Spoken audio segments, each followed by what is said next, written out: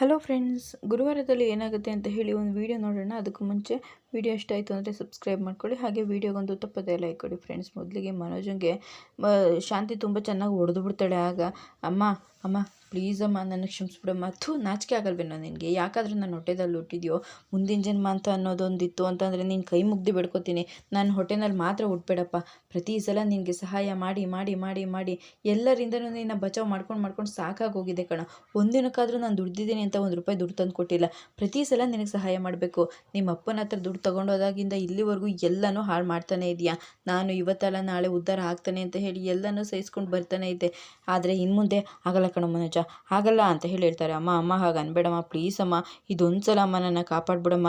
ನನ್ನ ಜೀವನನೇ ನಿನ್ನ ಕೈಯಲ್ಲಿದೆಯಮ್ಮ, ಇದೊಂದು ಸಲ ಕಾಪಾಡ್ಬಿಡು ಅಷ್ಟೇ ಅಂತ ಹೇಳಿ ಕೇಳ್ಕೊತಾ ಇರ್ತಾನೆ.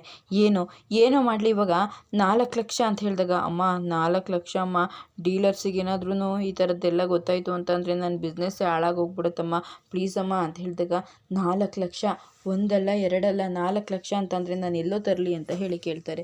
ಆಗ ಅಮ್ಮ ಪ್ಲೀಸ್ ಅಮ್ಮ ಹಾಗೆ ಅನ್ಬೇಡಮ್ಮ, ಏನಾದರೂ ಮಾಡಮ್ಮ, ನಿಂದು ಯಾವುದಾದ್ರೂ ಹಳೆ ಒಡವೆಗಳು ಇಟ್ಟಿದ್ರೆ ಕೊಡ್ತಾರಮ್ಮ ದುಡ್ಡು ಅಂತ ಹೇಳ್ತಾರೆ. ನನ್ನ ಹತ್ರ ಒಡವೆಗಳ ಎಲ್ಲೋ ಇದೆ? ನನ್ನ ಹತ್ರ ಒಡವೆಗಳು ಅದೇ ಇದ್ದಿರೋದು ಕೂಡ ಆ ಮೀನ ಬೇಡ ಅಂತ ಹೇಳಿ ಬಿಚ್ಕೊಟ್ಟಿದ್ದಾಳಲ್ಲ ಆ ಒಡವೆ. ಅಮ್ಮ ಆ ಒಡವೆನೇ ಕೊಡು, ಆ ಒಡವೆನೇ ಇಟ್ಬಿಟ್ಟು ದುಡ್ಡು ತೊಗೊಂಡ್ಬಿಡ್ತೀನಿ. ಆ ಒಡವೆನೇ ಕೊಟ್ಟರೆ ಅವರೇನಾದರೂ ಬೇಕು ಅಂತ ನಾಳೆ ಕೇಳಿದರೆ ನಾನು ಎಲ್ಲೋ ತಂದು ಕೊಡಲಿ ಅಂತ ಹೇಳಿದಾಗ, ಅಯ್ಯೋ ಅಮ್ಮ ಅವಳು ಬೇಡ ಅಂತ ಹೇಳಿದಾಳಲ್ವಾ, ಬೇಡ ಅಂದಿರೋದನ್ನ ಮತ್ತೆ ಅವಳು ಕೇಳಲ್ಲ ಕಣಮ್ಮ, ನೀನು ಪ್ಲೀಸ್ ಅಮ್ಮ ಕೊಟ್ಬಿಡಮ್ಮ ಅಂತ ಹೇಳಿ ಕೇಳ್ತಾಳೆ. ಆಗ ನೋಡು, ಇದೇ ಕೊನೆ ಸಲ, ನಾನು ಇನ್ನು ಮುಂದೆ ನಿನ್ನ ಪರವಾಗಿ ಯಾವತ್ತೂ ನಿಂತ್ಕೊಡಲ್ಲ ಅಂತ ಹೇಳಿ ರೂಮಲ್ಲಿ ಹೋಗಿ ಒಡವೆಗಳನ್ನ ತಗೊಂಡು ನೋಡ್ತಾ ಇರ್ತಾಳೆ.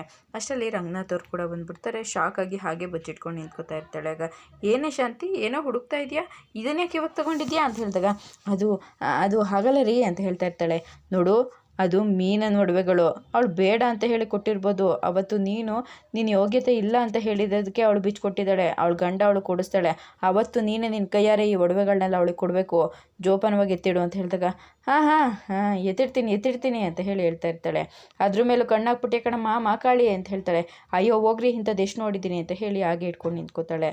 ಇದಿಷ್ಟು ಗುರುವಾರದ ಪುಟ್ಟ ವಿಡಿಯೋ ಇಷ್ಟ ಆಯಿತು ಅಂದರೆ ಸಬ್ಸ್ಕ್ರೈಬ್ ಮಾಡ್ಕೊಳ್ಳಿ. ಹಾಗೆ ವಿಡಿಯೋಗೊಂದು ತಪ್ಪದೆ ಲೈಕ್ ಕೊಡಿ ಫ್ರೆಂಡ್ಸ್.